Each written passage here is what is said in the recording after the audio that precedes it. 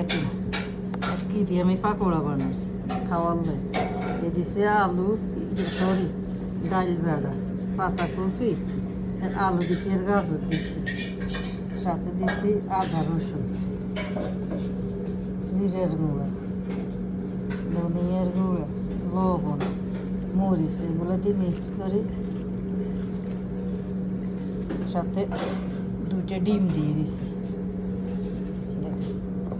এরপরে বাকিটা দেখেন দেখেন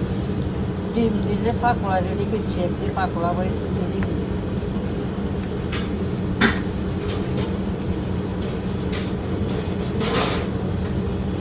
আর পাকোড়া কার কার পছন্দ হয়েছে